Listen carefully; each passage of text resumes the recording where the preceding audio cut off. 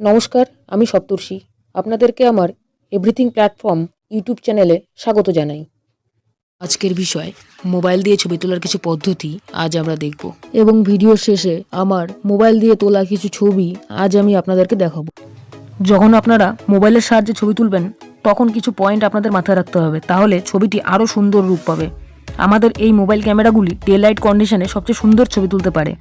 আসলে ছবি তোলার অনেক পদ্ধতি আছে। অনেকে অটো মোডেই ভালো ছবি তোলে এবং অনেকেই আবার ম্যানুয়াল মোডেও ভালো ছবি তোলে।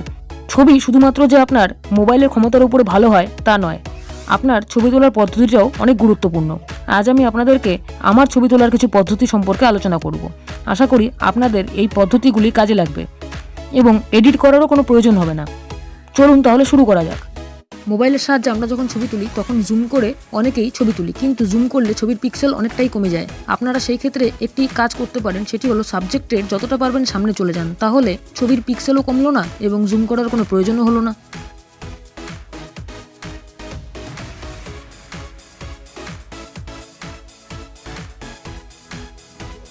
আমার মনে হয় আপনারা অনেকেই ফটো তোলার জন্য এটা করে থাকেন যে ফোন নিলেন, ক্যামেরা ওপেন করলেন, নর্মালি ক্লিক করে দিলেন। আপনারা অনেকেই ফোনেই তো জানেন যে অটো ফোকাস থাকে, কিন্তু সেটা করবেন না, কারণ আপনারা জানেন যে সাবজেক্টটা কী, কিন্তু ফোনকেও সেটা জানাতে হবে। তার জন্য যেটি করতে হবে সেটি হচ্ছে সাবজেক্ট যেটি সেটার মধ্যে জাস্ট একবার ম্যানুয়ালি ট্যাপ করে দিতে হবে। দেখবেন ছবির আউটপুট অনেক ভালো আসবে এবং এটা না করলে আপনার ফোকাসটি বদলে যেতে পারে। এবার আপনারা দেখুন দুটো ছবির মধ্যে ডিফারেন্সটা কোথায়। প্রথমেরটি ট্যাপ করা ছাড়া, দ্বিতীয়টি ট্যাপ করা অবস্থায় দেখুন কি সুন্দর ফোকাস হয়েছে। মোবাইল ফোনের ক্যামেরা ছবি তোলার আগে একবার ক্লিন করে নেওয়া উচিত।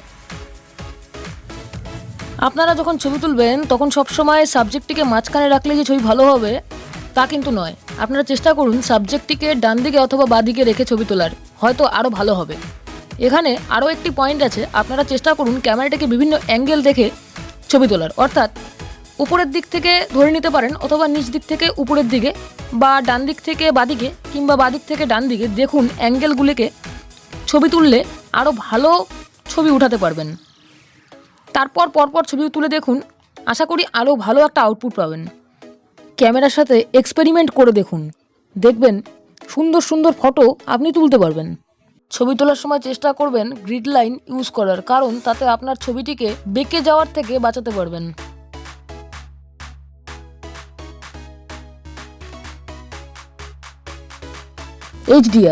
এইচডিআর এর ফুল ফর্ম হলো হাই ডাইনামিক রেঞ্জ। এইচডিআর মোডে ক্যামেরায় একটি ক্লিকে 3টি ফটো নেয়, সেগুলোকে মার্জ করে একটি বেটার ফটো আউটপুট দেয়। আপনারা এই এইচডিআর মোডকে ব্যবহার করতে পারেন যেখানে এক পাশে খুব ভালো আলো আছে আর এক পাশে ছায়া আছে, সেখানে এইচডিআর মোড ব্যবহার করলে ভালো আউটপুট পাবেন।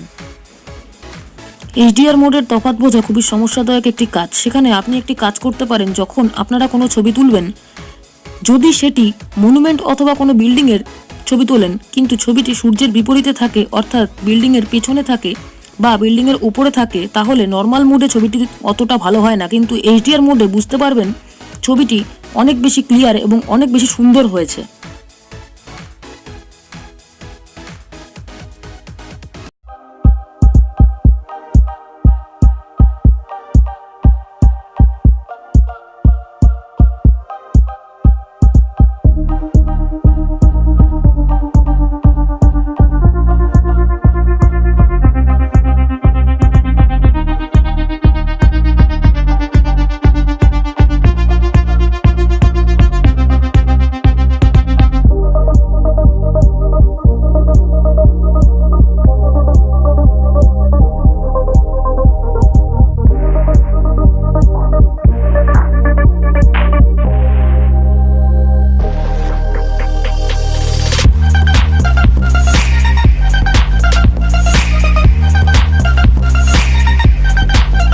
আপনি যদি আমার এই চ্যানেলে নতুন হয়ে থাকেন তাহলে ভিডিওর নিচে থাকা লাইক অপশনটিতে ক্লিক করে কমেন্ট বক্সে গিয়ে একটি কমেন্ট করবেন যে আপনাদের কী ধরনের ভিডিওর প্রয়োজন।